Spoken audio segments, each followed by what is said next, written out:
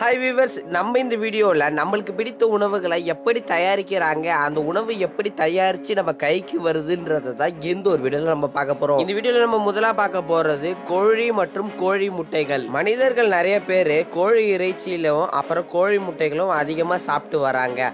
ஆனால் இந்த கோழி இறைச்சியை தயாரிக்கிறதோ இந்த கோழி முட்டை எப்படி உருவாகுறதோ அதை பார்க்குறீங்களா? கொஞ்சம் கோழியை முட்டையிலேருந்து எப்படி எடுக்கிறாங்க, அந்த முட்டையிலேருந்து கோழி எப்படி வருது, இதுக்காகவே எக்கச்சக்கமான இடங்களை வாங்கி வச்சுருக்காங்க வெளிநாட்டுகள். நீங்கள் இப்போ பார்க்க போகிற காட்சி வெளிநாட்டில் எப்படி அந்த முட்டைகள் வருது, இந்த முட்டையிலேருந்து எப்படி கோழியை எடுக்கிறாங்கன்றது தான் பார்க்க போகிறோம். இந்த வீடியோ எடுக்கிறப்பே தெரிஞ்சிருக்கும். அதாவது அவங்க பண்ணுற ஒரு ப்ராசஸே ரொம்பவும் பாவமான ஒரு ப்ராசஸாக மாதிரி தான் இருக்கும். இந்த கோழியை எப்படி அது வளர்க்குறாங்க, இது எப்படி ஒரு இடத்துலேருந்து இன்னொரு இடத்துக்கு மாற்றுறாங்க, அது எடுக்கிறப்ப எவ்வளோ ஒரு மாதிரி பாவமான ஒரு விஷயம் மாதிரி இருக்குது. இதை எப்படி ஒரு பெரிய கோழியாக மாற்றுறாங்க, அந்த கோழிலேருந்து முட்டை எடுத்து அந்த முட்டையை உடச்சி அதுலேருந்து சின்ன கோழி எடுக்கிறாங்க. இந்த வீடியோவில் நம்ம ரெண்டாவதாக பார்க்க போகிறது ஃப்ரூட் ஜூஸ். எல்லாருக்குமே ஃப்ரூட் ஜூஸ்னால் ரொம்ப ரொம்ப பிடிக்கும். அதுவும் சின்ன குழந்தைங்களுக்கெல்லாம் கொடுத்தா ரொம்ப ஸ்ட்ரென்த்துன்னு சொல்லுவாங்க. ஆனால் சில ஃப்ரூட் ஜூஸ் கிடையாதுங்க. ஆர்செனிக் அப்படின்ற ஒரு கெமிக்கல் சேர்ந்த இந்த ஃப்ரூட் ஜூஸ்லாம் நீங்கள் கொடுத்தீங்கன்னா உங்கள் குழந்தைங்களுக்கு ஸ்லோ பாய்சன் மாதிரி மிகவும் ஆபத்தான ஒரு விஷயம். இந்த ஆர்செனிக் அப்படின்றத முக்கியமாக ஆப்பிள் ஜூஸுங்களை அதிகமாக யூஸ் பண்ணுவாங்க. அப்படிப்பட்ட ஜூஸ் நீங்கள் குடிக்கிறப்ப உங்களுக்கு ரொம்பவும் உடல்நிலை மோசமாகிறதுக்கு நிறைய வாய்ப்பு இருக்குது. முக்கியமாக இந்த சைனாலேருந்து வர ரொம்பவும் ஆபத்து. ஏன் இந்தியாவில் சில கம்பெனியில் கூட இந்த ஆர்செனிக் ஆப்பிள் ஜூஸ் அப்படின்றது ஒன்று இருக்குது. இது பிராண்ட் நேம் கிடையாது, அவங்க சேர்க்குற ஒரு கெமிக்கல், ரொம்பவும் ஆபத்தான கெமிக்கல். இது ரொம்ப குழந்தைங்களுக்கெல்லாம் நீங்கள் தெம்பு ஆப்பிள் ஜூஸ் குடித்தா ரொம்ப ஸ்ட்ரென்த்து நினச்சி கொடுத்தீங்கன்னா அது கிட்டத்தட்ட ஸ்லோ பாய்சன் மாதிரி அவங்கள கொல்றதுக்கு நிறைய வாய்ப்பு இருக்குது. அதனால் முடிஞ்ச வரைக்கும் ஆர்செனிக் அப்படின்னா என்னன்றதை கூகுளில் சர்ச் பண்ணி பார்த்துட்டு அப்புறமா நீங்கள் அந்த ஜூஸை குடிக்கிறது ரொம்பவும் நல்லது. நான் சொன்ன இன்ஃபர்மேஷன் உங்களுக்கு ரொம்ப யூஸ்ஃபுல்லாக இருந்தால் இந்த சேனலை சப்ஸ்கிரைப் பண்ணிவிடுங்க. அதே மாதிரி யாருக்கெல்லாம் ஐஸ்கிரீம் பிடிக்குமோ அவங்க இந்த வீடியோக்கு ஒரு கமெண்ட் ஐ லவ் ஐஸ்கிரீம் அப்படின்னு கமெண்ட் பண்ணிவிடுங்க.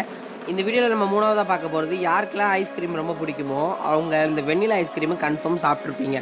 அப்படி அந்த வெண்ணிலா ஐஸ்கிரீமில் எக்கச்சக்கமான மேலே அந்த டாப்பிங்ஸு, அந்த நட்ஸு, நியூட்ரலா, அப்புறம் இந்த சாக்கோ நட்ஸு, கொக்கோ நட்ஸு, அப்புறம் இந்த கோன்லாம் வச்சு அழகாக சூப்பராக தருவாங்க. அப்படிப்பட்ட அந்த வெண்ணிலா ஐஸ்கிரீமில் பீவர் அப்படின்ற எலி மாதிரியே இருக்கிற ஒரு உயிரினத்திலிருந்து உள்ளே இருந்து ஒரு பாகங்களை எடுத்து தான் இந்த ஒரு ஐஸ்கிரீமுக்கான ஒரு சின்ன எசன்ஸை தயாரிக்கிறாங்களாம். நான் சொல்கிறது ஃபுல்லாகவே அந்த பாகத்துலேருந்து எடுத்து அந்த ஐஸ்கிரீமை தயாரிக்கலை.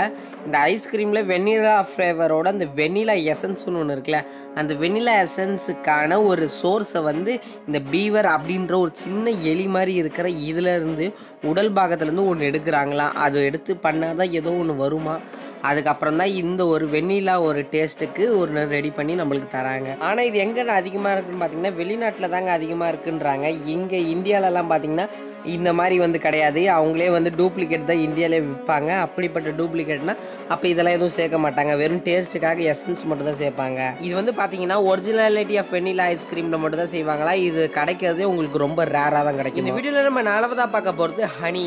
அதாவது எல்லாருக்குமே இந்த உலகத்தில் ஹனின்றது ரொம்ப ரொம்ப பிடிச்சிருக்கும். அது விலங்குகளாக இருந்தாலும் சரி, மனிதர்களாக இருந்தாலும் சரி.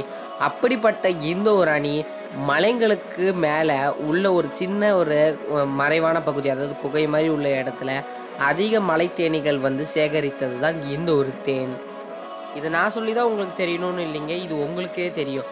ஆனால் இதுலேயும் நிறைய ஃப்ராடு வேலை, சீட்டிங் வேலை பண்ணுறாங்க. Original honey, duplicate honey. இந்த ஹனியை எப்படி எடுக்கிறாங்கன்றதை பார்த்தீங்களா? அதாவது ஒரு மலை மேலே ஏறி அங்கேருந்து ஒரு ஏணியை போட்டு ஒரு புகையை மூட்டி அங்கே இருக்கிற அந்த ஹனி, அதாவது இந்த தேனீகள் எல்லாத்தையுமே விரட்டி விட்டுட்டு அப்புறம் கொஞ்ச நேரம் கழித்து அதை கட் பண்ணியோ இல்லைன்னா அதில் குத்தியோ அதுலேருந்து தேனை எக்ஸ்ட்ராக்ட் பண்ணுவாங்க, அதாவது எடுப்பாங்க. அதுக்கப்புறம் தான் ஒரு நல்ல தேன் நம்மளுக்கு கிடைக்கும். அதுவும் அந்த மேலே அந்த சாக்கு சில பேர் போட்டுப்பாங்க, சில பேர் சாக்கு கூட போடுறதில்ல. தேனி கடித்து அப்புறமா தான் இவங்களுக்கு அந்த ஒரு நல்ல தேன் இவங்களுக்கு கிடைக்கிது.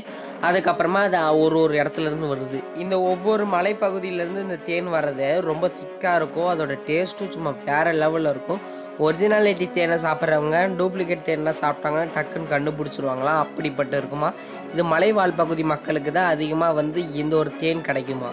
ஓகே காய்ஸ், இந்த வீடியோவில் எப்படி அந்த ஃபுட்டை எப்படி தயார் பண்ணுறாங்கன்றதை பார்த்தோம். இதே மாதிரி இன்னொரு சூப்பரான வீடியோவில் பார்க்கலாம். அதுவரை டாட்டா, பை பை, see you.